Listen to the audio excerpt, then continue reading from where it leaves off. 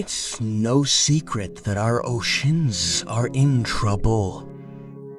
And one of the most serious problems we have to deal with is plastic pollution, in which plastic waste enters the environment and has harmful effects on wildlife and the ecosystem. It's no longer news that humans are destructive beings. We contaminate and destroy everything we touch. We cannot live in harmony with nature. All the beings that surround us are threatened and at risk of completely disappearing as a species, and it is a product of our existence. In our daily lives, we damage the planet without realizing it, without being aware of the irreparable damage we can cause in the future, harming a planet that we cannot replace. When we throw a simple plastic bottle or bag in the trash, it can take several paths. It can be recycled, incinerated, or end up in a landfill. Unfortunately, the vast majority end up in the latter and are dragged into rivers, ending up in the sea as a result of wind or rain. These actions are increasingly endangering our seas, oceans, and rivers, and even worse, the marine life that inhabits them, causing the extinction of coasts full of dead fish. Due to poisoning, drowning, or getting caught in objects that humans throw into the sea. Aren't we aware that this harms other living beings? Plastic has invaded our lives. It is present in everything around us, in everything we eat, buy, or do. Since World War II onwards, everything we consume has a wrapper that takes months, or in some cases hundreds of years, to degrade. The durability of plastic has helped us preserve many things, but it also causes great pollution in the environment, and that is the most alarming thing. In its origins, the plastic bag was considered an innovation and was well received, mainly by city dwellers. Durable and convenient, plastic is a perfect material for the demands of urban life, but it is not biodegradable, which means that once it is in the environment, it will remain there for a long time. While it will break down into smaller and smaller pieces, it will never completely disappear. A balloon takes more than 6 months to decompose. A plastic bag, more than 50 years. A lighter, more than 100 years. And if these numbers don't surprise you, a bottle, more than 500 years. Objects that we use daily, but that cause serious damage to marine fauna. Every year, more than 1 million birds and more than 100,000 marine mammals die as a result of all the plastic that ends up in the sea. Some alarming data cite that we produce 381 million tons of plastic waste per year. And every minute, even right now as you watch this video, the equivalent of a garbage truck full of plastic is dumped into the sea. Since it is a lightweight material, plastic is easily transported by agents such as wind and water. This causes it to get trapped in sewage systems and block drains, causing flooding. Waka baka. Or these plastics are carried to the ocean, beaches, forests, and different animal species get trapped in them and die because of a product that was created and thrown away by man. Rivers are the great transporters of plastic. Imagine the amount of contaminated waste that moves every day, and it all starts from the land and ends up in the sea. This means that plastics generated in urban environments, even if they are far from the coast, can end up on the seabed. Before degrading, plastics can affect marine fauna and cause serious harm to animals. One of the most common is death by suffocation. The most incredible thing is that 49% of the plastic found in the sea is single-use. What do we mean by this? They are products that you use once, and since they are not reusable, you throw them in the trash, thus generating massive pollution in the environment.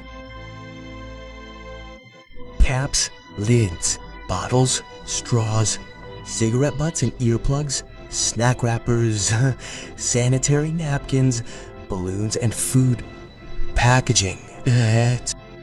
All of these plastics can be found in every corner of the planet. All of them are everyday items. Every year, millions of tons of single-use plastic end up in our oceans.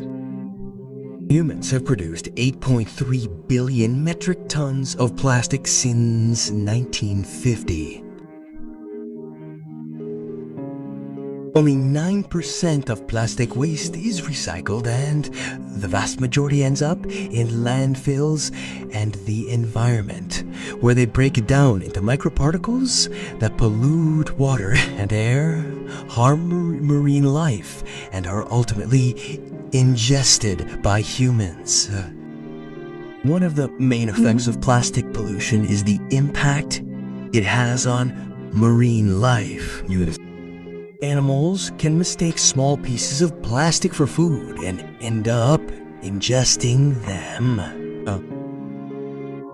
Water, sun, wind, and microorganisms break down plastic dumped into the ocean into tiny particles less than 0.5 centimeters long, known as microplastics.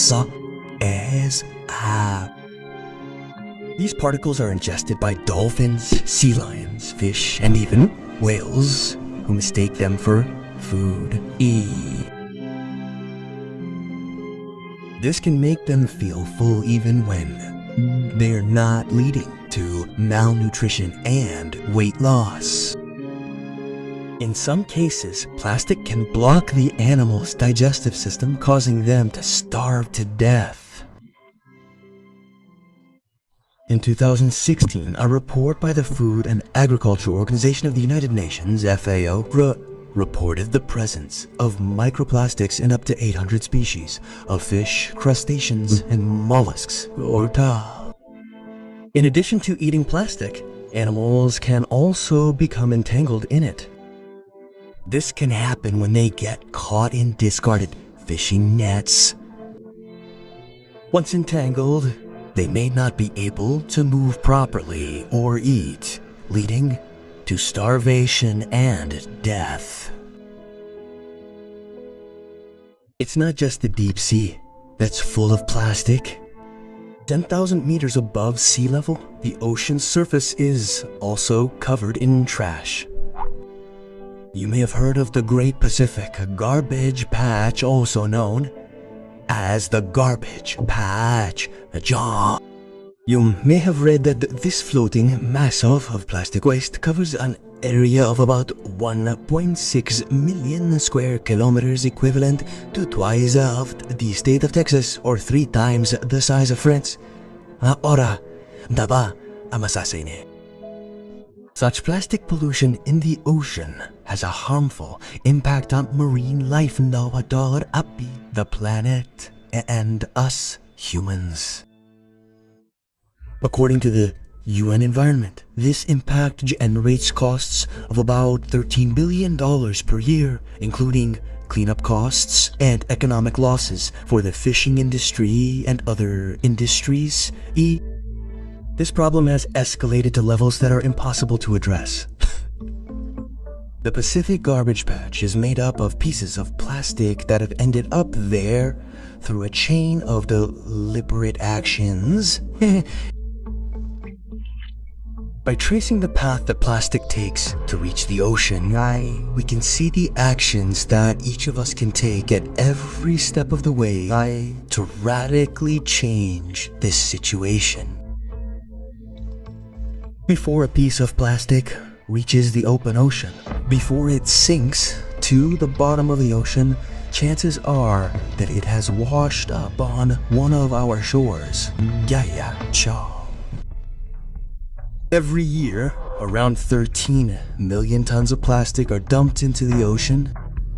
According to UN Environment, this is equivalent to emptying the contents of a garbage truck into the ocean every minute. Plastic is particularly deadly to coral reef systems. Healthy coral reefs are the underwater world's nurseries, providing shelter and nourishment for an astonishing variety of living organisms. They protect over 150,000 kilometers of coastline in 100 countries and territories, safeguarding coastal communities from storm surges, winds, and waves.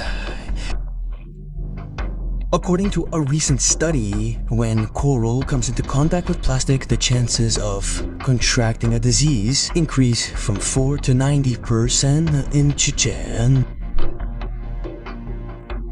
Marine biologist Ellen McGray is based in Belize, where many visitors come to enjoy scuba diving in the spectacular Blue Hole and the longest barrier reef in the Western Hemisphere, Ayete. Over the past 40 years, Ellen has watched the disappearance of mangrove forests, which act as filters against pollution and fish due to unsustainable tourism and other practices such as overfishing and the dumping of untreated sewage into coral reefs. Yes. Through UNDP's small grants program, Helen and a group of volunteers have been able to retrofit an old boat, equip it with a modern engine, and renovate a center to educate visitors about the benefits of sustainable tourism. Helen's group is dedicated to caring for the mangrove nurseries in the Kei Koruko Forest and Marine Reserve, and conducts weekly cleanups along the shoreline to remove trash that chokes and kills the mangroves. They also collect data that helps local authorities make decisions about how to protect the future of the country's most important resource, the Belize Barrier Reef. Reef. The impact of volunteer work is enormous, not just in Belize, but around the world. In Lebanon, hundreds of young people have been helping to clean up beaches and seas. With every bag, toy, or tire they pull from the beach or the ocean, these young people are sending a powerful message about the need for change. Coastal litter, global fishing, shipping, tourism, and illegal dumping of plastic waste all contribute to plastic pollution in the open ocean. Mefdi Saibo Besabon in the open ocean. However, one of the most significant sources is the rivers that connect inland cities and towns. Nearly a third of the world's population lives along the banks of the world's 122 most polluting rivers. The plastics found on the surface are just the tip of the iceberg, as they represent less than 15% of all plastics in the sea. Less than the sea. 5 areas of concentration known as plastic soups have currently been identified.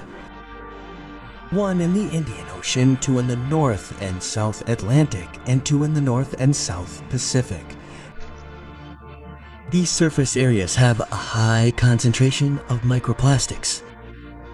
High concentrations of plastics can also be found on the coasts and coastlines, especially in regions with high coastal populations, inadequate waste management systems, intensive fisheries, or high levels of tourism.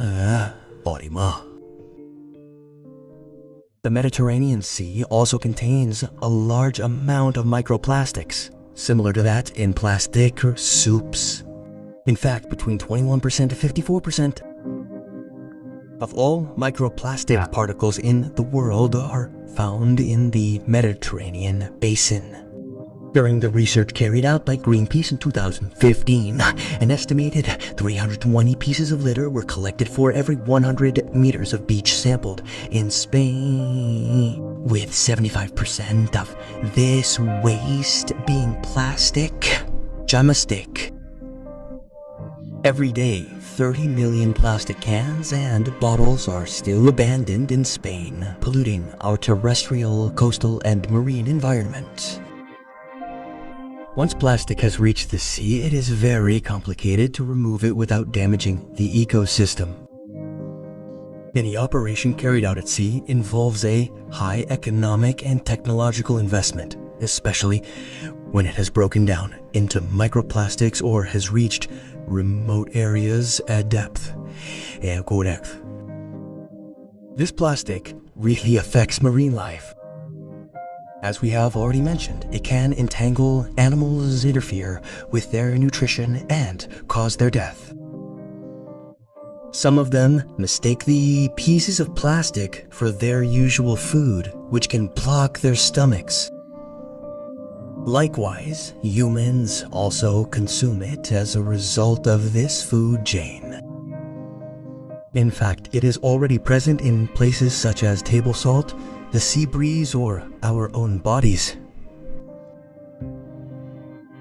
Microplastic and nanoplastic particles enter the bloodstream and become part of our organs, even releasing completely harmful chemicals.